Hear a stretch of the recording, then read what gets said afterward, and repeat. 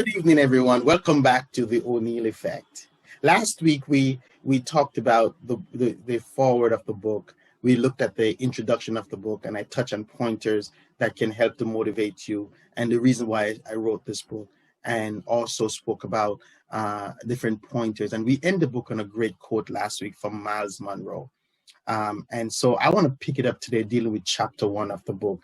And so many people have already started the procession, moving away from happiness. And so the book, as I said, the topic of the book is Stop the Procession. It's your time to win. And so as I said, it's focused on this woman who lost her husband, lost her son, and feel as if the bottom fell out from underneath her, and she has nothing to go back to. And she's on her way to burying her last hope. She's on her way to burying her support stream. And you know what? Many people are right there right now on the road to procession, moving away from happiness, peace of mind, without even realizing that it's happening. They don't even realizing that it's happening. And this is driven by who you surround yourself with. I had to learn who my real friends were.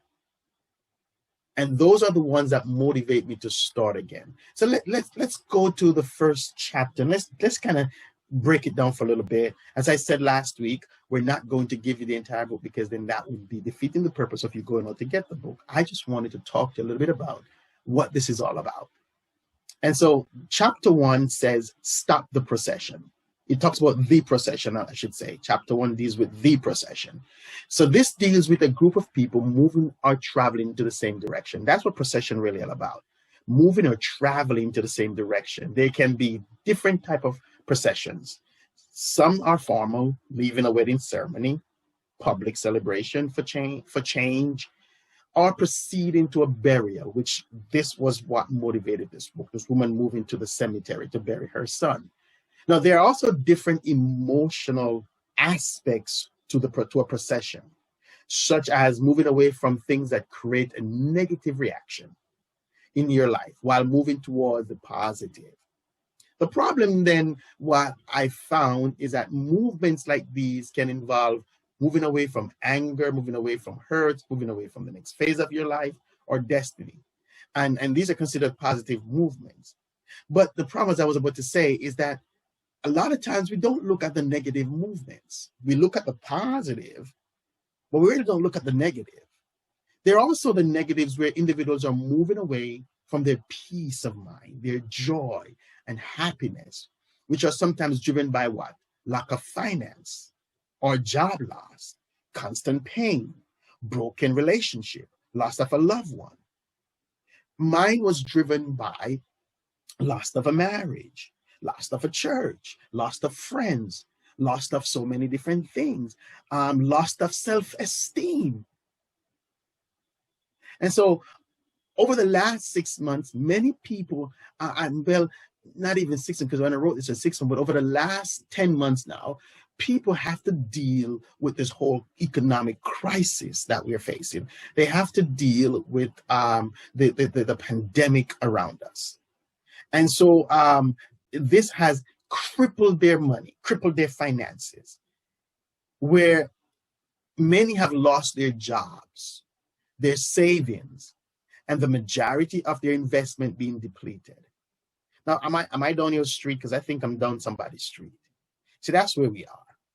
See, and so this is your reality. As I said last week, is that life sometimes surprises you, throw curveballs at you. This is a curveball. What I want to do, while I may not get your money back, and while I may not get your investment back by you reading this book, I want to talk to you about how to handle it so that it does not kill you. And when I say kill you, I'm talking about kill your spirit. Because if you have the will to come back, all that you have lost, you will regain and more. But if you stay down on the street of depression, you're not coming back. We're going to talk about that more in the book, depression, and how to rise from depression. Now, it is also believed that because of the stay-at-home orders from this virus, many have experienced domestic violence. That's the road of procession. Many have had suicidal intents. That's the road of procession. Along with it is the high infectivity and fatality rates. People are losing loved ones. Over 500,000, I'm talking about 500,000,000 people, if I'm correct, or maybe billion, I don't know what my numbers is now, has lost, I think it's 400,000 people have lost their lives. Do you know how many uncles and aunts and cousins and nephews are mourning right now? This is life. This is what people are facing. And so this can drive you down the road towards burying it all, burying yourself in your pain, burying yourself in your depression, burying yourself in your hurt. That's what the road of going the road of procession means, burying everything and hoping, wishing that it never happened. Well, it is happening. What you've got to do is find ways how you can get back and come back from this setback. This is how, I mean, there's so many topics in this book that's going to talk to you about that. What I want you to know also is that when I wrote this book, I wrote it off the reality, the moment, not just fiction. I didn't just write about fiction. It's not a fiction book. This is a motivational book. This is a book that is written from the reality that we're facing, the reality that I face in my life, and from other people's stories, biblical stories, and real stories of people who are facing. We talk about Mandela. We talk about that. We talk about Obama. We look at those lives. So there are different aspects of this book that touch on people's life who we are familiar with. And so that's the purpose of this. How do I get back off the road of procession? Because you're on it right now. It's too many times we deal with the positive moments, always celebrating those who are leaving hurts behind, the pain. Whatever else that would be considered negative, we celebrate them leaving that. But no one really wants to deal with those individuals who are already there in their happy place, but finding themselves gradually moving towards losing that peace, happiness, and the place of security. The truth of the matter is that no one wants to feel a sense of loss. We're going to talk about that in the book. Sense of loss, a sense of hopelessness. We're going to talk about that. That's also in the book. Always feeling like life has turned against them after experiencing some sense of joy and peace. How do you handle that? How do you handle this fall from that time of peace and happiness? How do you deal with that?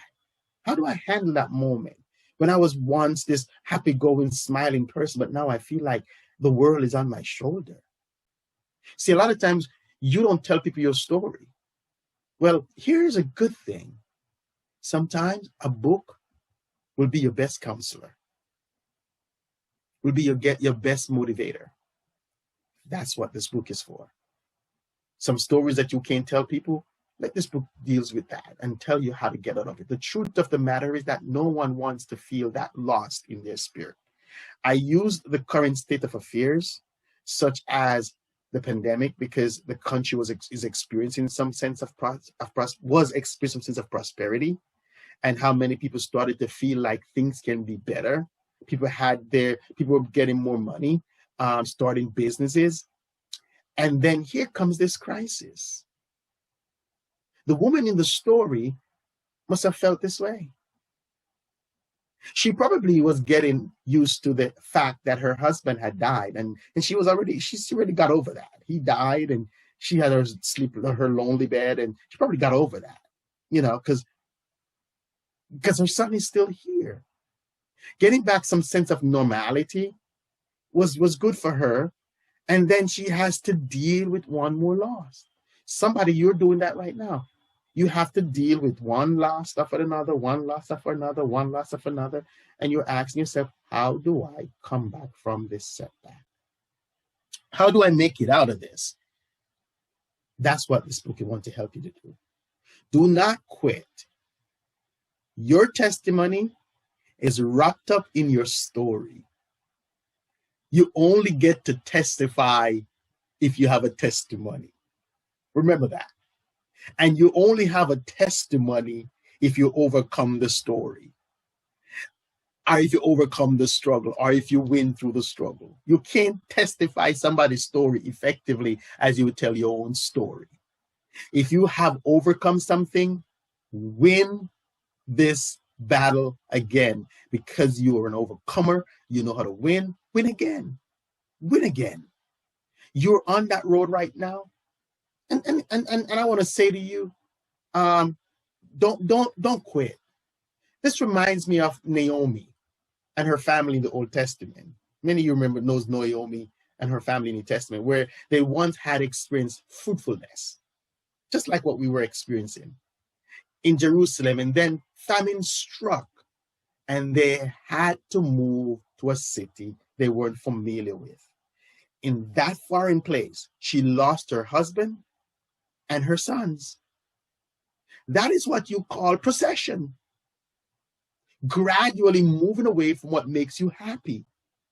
Such crisis drove her, Naomi, into depression and anger, and she calls herself bitter and no longer want to be known as a happy woman, because her name was Naomi means beautiful. It's a happy name. But she said, call me Mara, call me bitter. I don't want to be named anymore as this happy person. You see, that's what gradual procession will do. It will drive you to anger and bitterness, which creates mental instability. See, what drove them from Jerusalem was famine.